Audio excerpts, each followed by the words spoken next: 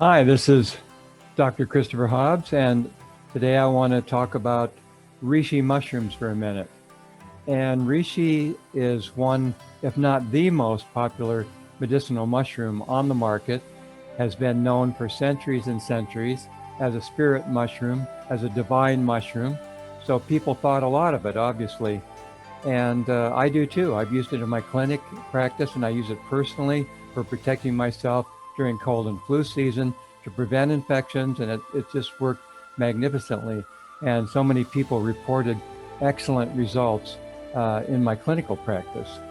So there are many types of reishi mushrooms. It's from the genus in the fungal kingdom Ganoderma, which means shiny skin, and I'll show you why it's called shiny skin. Here's one reishi, and you can see the luster on the top of the mushroom. The bottom has pores where the spores are produced. This is one species of mushroom. This one I got in a traditional Chinese herbal shop. I've seen maybe up to 10 to 12 different species in Chinese herb shops. The one that was mainly used for by the ancients was called Ganoderma ling. Ling is the Chinese name for reishi. Of course, my pronunciation isn't all that great, but something along those lines. And this is a cultivation block, and you can see these reishi fruiting bodies here, which have this dusty color on the top. The spores were produced and maybe fell on the top here. So it kind of took the luster off. But we think this is probably the Ganoderma species, or the reishi species, that was used by the ancients. Lately, there's been a lot of molecular work done comparing DNA sequences, and so we think this is the one that maybe was the most popular. Another really popular reishi-like mushroom, which is what I call them, because really there are, if you buy reishi on the market, you don't know exactly what species you're getting unless it's guaranteed by the manufacturer, possibly. This is another reishi species that is widely used. This is Ganoderma Sichuanense, so it must be from the southern part or Sichuan province in China. It's a very big one. It's very round, like this, as you'll see. And this one was cultivated. They cultivated on logs or blocks, maybe half-buried logs, or they have different cultivation techniques in China. And here, this one here, these were cultivated in the U.S. Organically. So you can find reishi that are cultivated organically. You can buy the dried fruiting bodies. You can buy a block and grow your own, for that matter. Here's a black reishi. This one I found in the Chinese herb shop. This is used mainly for kidney, adrenal types of issues, whereas the more reddish reishi is often thought of for the nervous system, like calming, anxiety, maybe promoting a healthier, calmer sleep, for instance.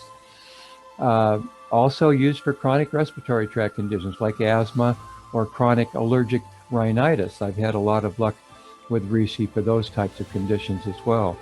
And look here, so you've got the black one. Here's another one that's quite interesting. I don't know what species this is, but there are quite a few out there. And in the United States, there might be 10 or 15 fairly common reishi-like mushrooms that grow in different parts of the country. There is Resinaceum, which is very short and grows on maple roots, for instance. I've seen it.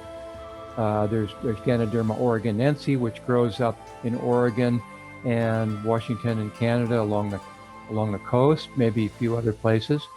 And then there's Ganoderma Tsugae, Tsugae, which you can find growing on the East Coast on hemlock trees. Tsugae meaning is a Latin name that designates hemlock. So you'll see it on dying or dead hemlocks. Ganoderma Tsugae. Those are gorgeous mushrooms. And then on the West Coast, we have very large, fat Ganoderma Tsugae mushrooms that grow on hemlocks that have been killed by lightning, something like that. And they get very, very big. And you can actually, when it's tender on the edge, I just found one the other day up in the High Sierra, you can take little pieces of it off and actually taste it and eat it. Don't eat too much of it. It's strong, but it actually doesn't taste bad at all. Rather sweet, a little bit bitter, And the ancients thought that by eating a fresh reishi, if you found a fresh one that had some very young tissue on it, that if you ate that, that you would be in the same area, in the same camp with the immortals, that maybe you would be like an immortal. So there is writings like that in ancient China, in the Pen Cao, which is the main Chinese herb book from 400 years ago or more. So again, there are lots of different species, but the main one to look for is this one, Ganoderma ling. It's also used to be called Ganoderma lucidum, which now we know it's not that. Ganoderma lucidum is a species that only grows in Europe. So that one is, you're not going to really find that one too much growing in this country, if at all, or in products for that matter. So many types of reishi, but probably they all have very, similar activity and benefits. There's so many wonderful benefits to reishi. They really have become, over the years, my favorite medicinal mushroom, because they have such a wide range of effects. And especially for me, I find it, if I use it regularly, it's so calming. It chills me out, and also it helps prevent colds and flus during cold and flu season. The last 3 or 4 years, when I use it daily, I have not had one cold or flu, and I just really love that effect of it. Don't like getting sick that much, even though maybe once in a while it's okay. But I'll pass and I'll just take my Rishi. So thanks for watching today, and hope to see you in another video soon. Bye for now.